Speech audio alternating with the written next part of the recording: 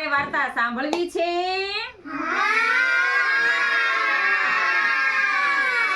તો આંગણવાડીની મજા પડી. ઉંદરભાઈની વાર્તા માંડવાની છે. શેની? સરસ, હાલો. એક હતા ઉંદરભાઈ, નાના નાના અને તાજા તાજા. ઉંદરભાઈ નાના નાના ઉંદરભાઈ હતા. તો ઉંદરભાઈ ના મમ્મી તેમની માટે દફતર લાવ્યા અને એના પપ્પા પાટી અને પેન લાવ્યા. તારે તો એની મમ્મીએ કીધું કે તારે આંગણવાડીમાં જવાનું છે, હું તને મૂકવા આવીશ, બરાબર? એમ એની મમ્મીએ કીધું.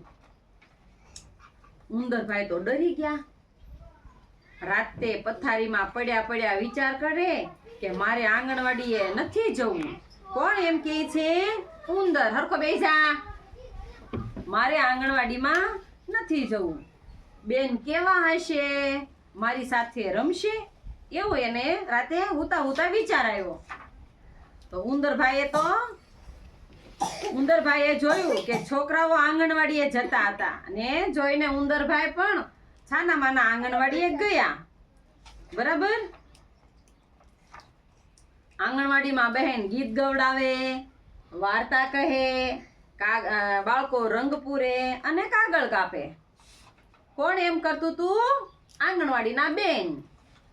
પછી બપોરે સરસ જમવાનું મળે. પછી બહેને ઉંદરભાઈને પણ નાસ્તો આપ્યો. ઉંદરભાઈ તો રાજી રાજી થઈ ગયા. બહેને ઉંદરભાઈને પણ નાસ્તો આપ્યો અને ઉંદરભાઈ તો રાજી રાજી થઈ ગયા. વાતું ન કરો. બહેન બધાને હાથ ધોવડાવી અને રમત રમાડી. બરાબર? તો બીજા દિવસે ઉંદરભાઈ જાગ્યા, તૈયાર થઈ ગયા, આંગણવાડીએ ગયા. બરાબર? તો આંગણવાડીમાં તો ઉંદરભાઈને તો રમત રમવા મળી, પછી નાસ્તો જમવા મળ્યો. બરાબર? અને ઘણું બધું શીખ્યા. સરસ મજાના જોડકણા, બાળગીત, પછી રંગ પૂરતા શીખ્યા. બરાબર ને? તમે બધા રંગ પૂરો છો ને, એવી રીતે ઉંદરભાઈ પણ રંગ પૂરતા શીખી ગયા. બરાબર ને? અને એમને તો બહુ મજા પડી.